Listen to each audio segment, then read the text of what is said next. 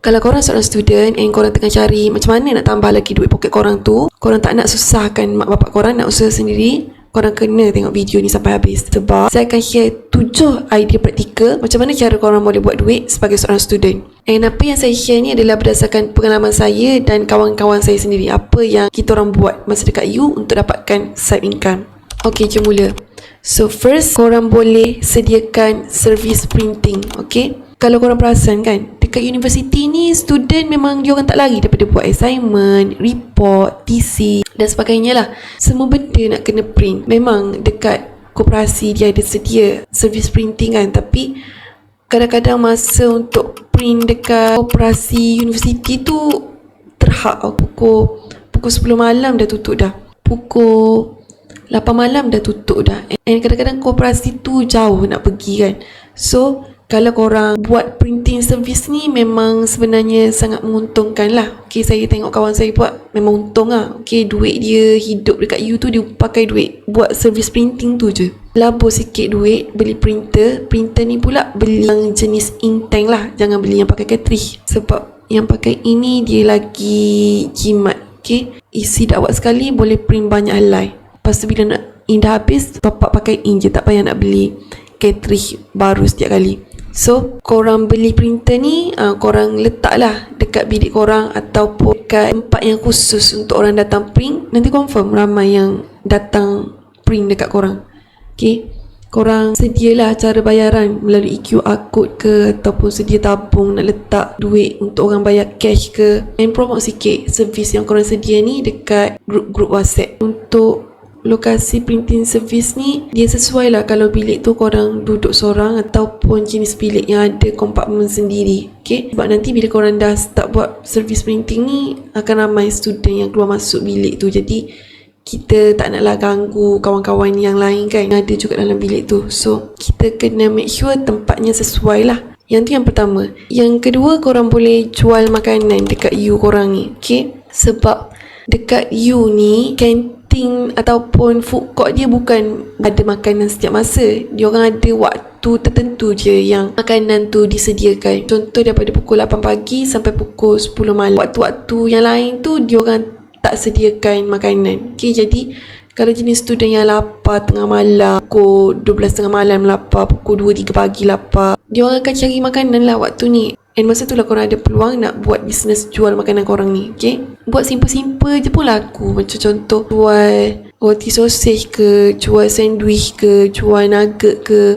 Okay, memang student akan beli. Korang letak je makanan korang tu dekat satu tempat khusus, macam mungkin tengah-tengah lobby kan. And kalau kena minta kebenaran dengan fellow ke apa, korang minta lah dulu kebenaran untuk jual makanan. Dah letak makanan korang tu, korang sediakan tabung untuk student masukkan duit. Okay, tabung ni kunci lah, ikat ke supaya tak kena curi. So ni pun adalah salah satu cara korang nak buat side income lah. Okay, masak je makanan tu sekali and then letak dekat blok-blok yang ada dekat dalam U korang tu. Okay, yang tu yang kedua. Yang ketiga, korang boleh buat servis transport. Yang ni khusus untuk siapa-siapa yang ada motor ataupun kereta. Korang boleh buat servis transport untuk student. Contoh, hantar student pergi mall, hantar student pergi terminal bas kalau diorang nak balik kampung kan, ataupun hantar diorang pergi kelas yang jauh-jauh. Macam dekat U korang tu kan, kalau tak ada lagi orang buat grup WhatsApp untuk servis transport ni, korang boleh create satu grup WhatsApp.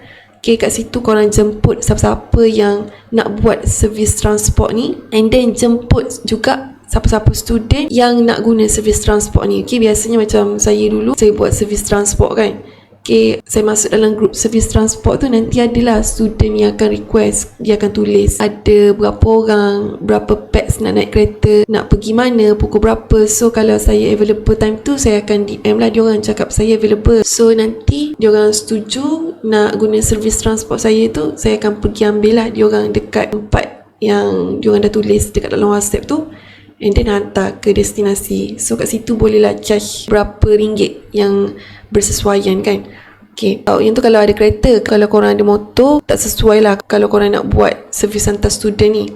So kalau yang ada motor ni, korang boleh buat servis mungkin servis beli barang ataupun hantar barang lah dekat student-student. And then yang seterusnya, servis jadi mentor untuk student. So yang ni kalau korang pandai dalam subjek tertentu, jadi korang boleh buat servis jadi tutor ataupun mentor. Macam dekat U saya dulu, persatuan ni dia akan pilih mentor-mentor yang ada kelayakan, dan dia cari student-student yang nak join kelas-kelas mentor ni. So nanti bila kita dah start mengajar tu, kita as mentor akan dibayar lah. And kalau you korang tak ada buat servis macam ni, korang boleh create juga servis korang sendiri, okay? Buat flyer, promote korang punya kemahiran dalam subjek apa, boleh mengajar, and post lah dekat group Facebook untuk tarik orang belajar dengan kita kan. Tak semestinya kita kena ngajar budak yang dalam U je, nak ajar budak dekat luar pun boleh. Macam saya dulu pun saya ada buat servis tutor, ajar Mac dan AdMac budak tingkatan 4. So petang-petang saya akan set lah waktu bila nak mengajar kan. Nanti budak tingkatan 4 tu dia akan datang lah dekat universiti saya tu untuk belajar dengan saya. So kat situ pun saya akan dibayar lah. Yang kelima, kalau korang ada masa yang banyak, biasanya yang ni semester yang ujung-ujung lah, semester yang akhir-akhir, biasanya kelas masa ni dah tak banyak dah. Okay, ada 2-3 kelas je macam tu seminggu. So masa yang ada ni, korang boleh buat apa-apa part time lah. Contohnya pergi kerja dekat luar, okay? Pergi kerja dekat kedai makan, jadi cashier, ataupun join jadi kru event apa-apa ke kan. Okay, seboleh-bolehnya korang carilah part time job ni. Sebab apa? Sebab bila kita dah buat part time job ni, korang akan belajar skill-skill, orang kata skill-skill dunia nyata. Contoh macam kita akan belajar skill komunikasi, nak berkomunikasi dengan pelanggan-pelanggan. So bila kita dah mahir dalam skill komunikasi ni, kita boleh guna skill komunikasi kita ni bila kita nak jawab interview untuk kerja nanti. Okay, tak adalah bila kelas dah tak padat, kelas dah tak banyak, waktu terluang tu korang tidur je, tak adalah macam tu. Rugi, okay, rugi masa. And pengalaman-pengalaman ni juga korang boleh letak dalam resume korang nanti. Senang nak minta kerja, orang tengok dah ada pengalaman dah. Seterusnya yang keenam, buat konten untuk media sosial korang. Buat konten ni adalah salah satu cara korang bina portfolio korang sendiri. Okay, buat konten yang bagi value dekat orang. Mana tahu one day bila konten-konten kita tu orang dah perasan, orang dah minat kat kita, kita dapat kumpul banyak follower kan, dah boleh kumpul banyak peminat tu, mudahlah sikit kita nak menjual barang kan. Contoh kalau korang pandai main gitar, so dekat konten korang tu korang ajar orang main gitar, orang minat nak belajar dengan kita, orang follow kita, follower kita makin bertambah sampai satu tahap memang orang dah kenal kita. Kat situ kita boleh lah kat kelas buat gitar ke kan. Kat situ korang dah boleh mula dapatkan duit melalui sharing korang. Kalau sebelum ni korang share konten free je, sekarang korang dah boleh dapat duit dah daripada konten korang tu. And bila orang dah kenal korang juga, mudah lah untuk korang nak jual apa-apa, nanti akan ada je customer yang nak beli dengan korang. And untuk buat konten ni, dia perlukan konsistensi yang tinggi. Okay, jangan upload satu video tak ada orang tengok terus give up. Tak boleh macam tu, dia kena konsisten. That's why saya kata buat daripada korang muda ni. Masa korang muda ni, korang banyak masa terluang. Okay, korang belum kahwin lagi, korang tak ada anak lagi. So daripada korang buat benda yang tak berfaedah, baik korang share konten-konten yang memberi value, benda yang memberi faedah kepada orang lain dan kepada diri sendiri juga. And last one, melabur. Okay, melabur dari muda. Melabur ni pula pilih tempat yang selamat lah. Okay, ramai orang fikir melabur ni untuk orang yang dah kerja je. Salah. Kalau korang nak melabur, korang kena start dari muda. Sebab konsep pelaburan ni dia guna konsep compound effect. Lagi lama duit tu bekerja, lagi banyak hasil dia. Saya bagi contoh, kalau korang sekarang umur 20 tahun kan, korang letak 1,000 dalam akaun pelaburan korang tu.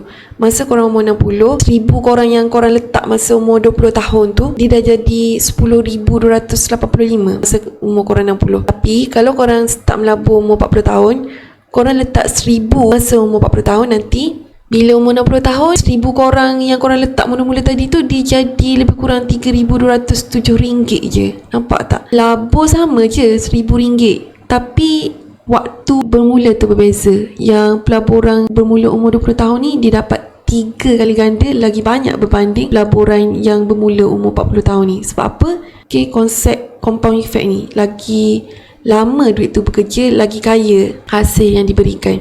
Okay, sebab duit yang korang labur sekali tu Setiap tahun dia akan beranak. Masuk tahun depan dia beranak lagi. Masuk tahun depan lagi dia beranak lagi. Lagi lama masa yang kita beri, lagi banyaklah dia beranak. So that's why bila kita mula awal ni, kita dapat hasil yang lagi banyak sebab dia dah beranak banyak kan. Faham tak ni?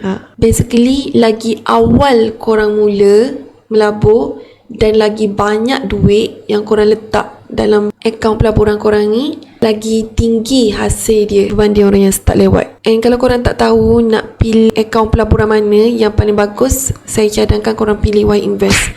Sebab Y Invest ni dia beri pulangan yang lebih tinggi. Yang kedua, dia sangat mesra pengguna, mudah nak guna.